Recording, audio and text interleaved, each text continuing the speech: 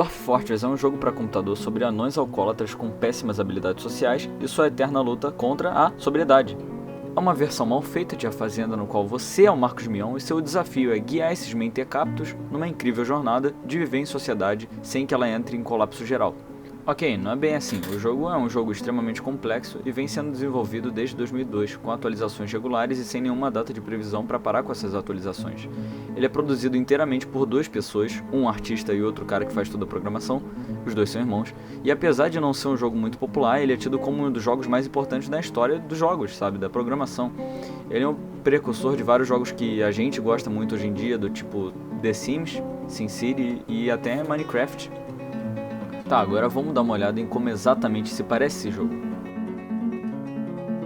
Ok, isso não é um jogo, é uma planilha de Excel, é uma calculadora científica, tá ligado? Tipo, enfim, o visual desse jogo é uma merda. Mas de qualquer maneira, existem algumas modificações que fazem o jogo ser um pouquinho mais aceitável, tá ligado? Apesar de eu jogar essa merda faz um ano e mesmo assim eu não sei diferenciar o que é um barril e o que é um anão. Mas no jogo você controla uma fortaleza, uma cidade organizada por anões, num mundo complexo e fantasioso, e sua luta por manter essa civilização funcionando. Mas você com certeza vai ser interrompido e atrapalhado pelos eventos mais ridículos, absurdos, risíveis e não imagináveis. Isso vai te fazer ter muita diversão. E você pode começar num terreno estéril, lameado, sem metal, sem legumes, sem fruta, sem porra nenhuma pra você comer. Você pode sofrer que nem metade da população mundial sofre na mão dos capitalistas, né? Enfim. Ou você pode começar num terreno luxurioso, cheio de áreas de plantio, animais amigáveis, metais de sobra, até que um de seus anões entre em colapso mental por ter bebido muita cachaça e ele comece a violentamente massacrar todo mundo do resto da sua colônia num ciclo vicioso de desgraça. Tudo depende das suas escolhas e, muito mais importante que suas escolhas, da tua sorte. No jogo, basicamente, antes de você jogar, você tem que gerar um planeta do zero. Você bota uns parâmetros lá e o computador vai gerar diferentes culturas, religiões, sociedades, civilizações e até, sei lá, instrumentos musicais. E tudo isso para uma criação normalmente de 250 anos de história no mundo que você criou.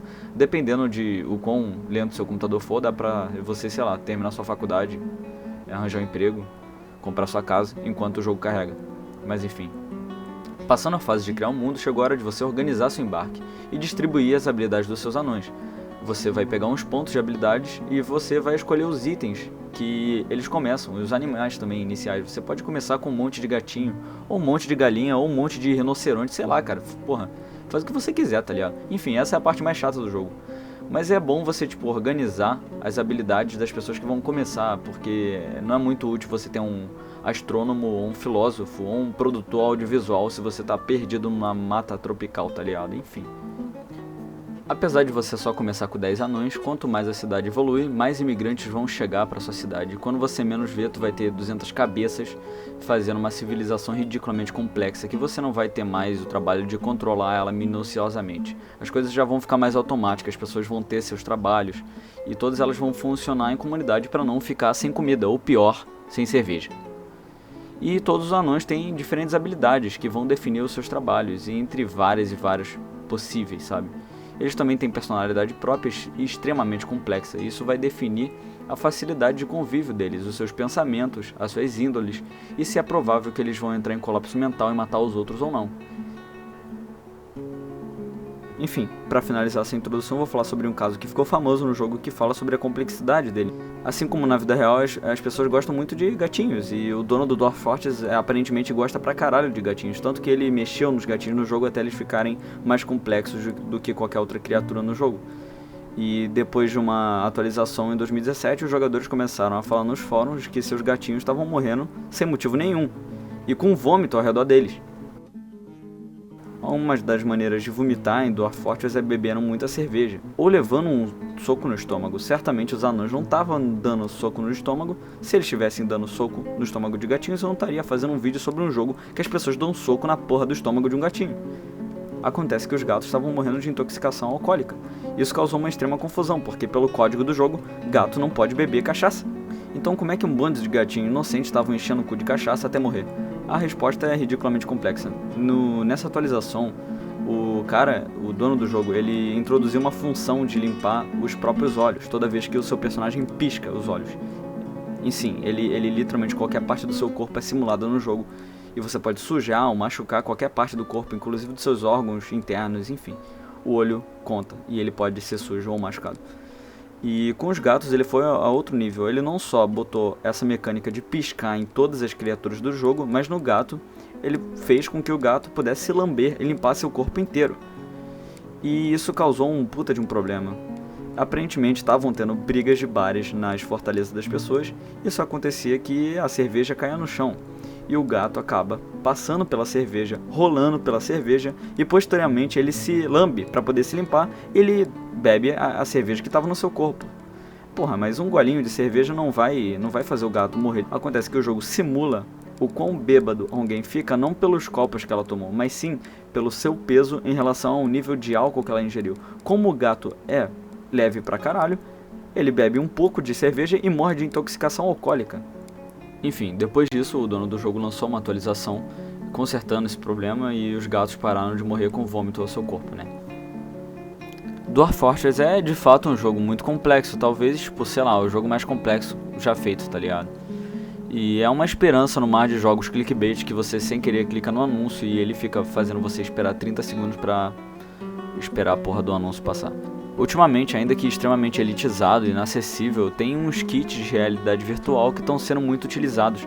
A maioria dos jogos disponíveis para eles ainda são muito brutos ou mal feitos ou até memes.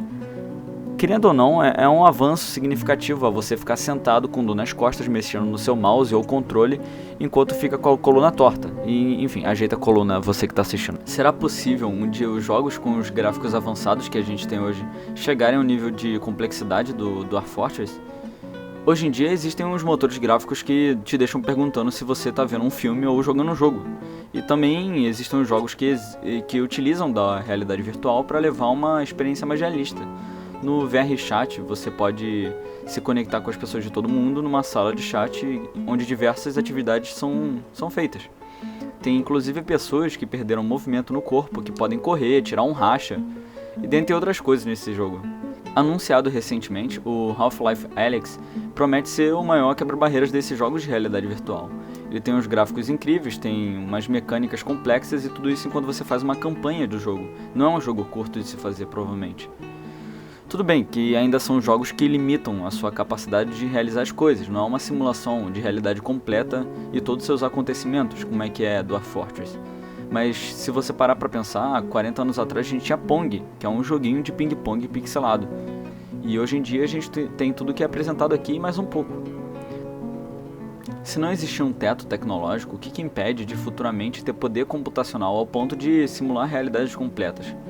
Parece um cenário otimista, apesar do número de operações que o computador precisa fazer para simular consciências múltiplas é tipo maior do que o número de estrelas no universo observável. A gente está vivendo uma revolução tecnológica, semelhante ao que foi, sei lá, a invenção da internet ou da televisão colorida.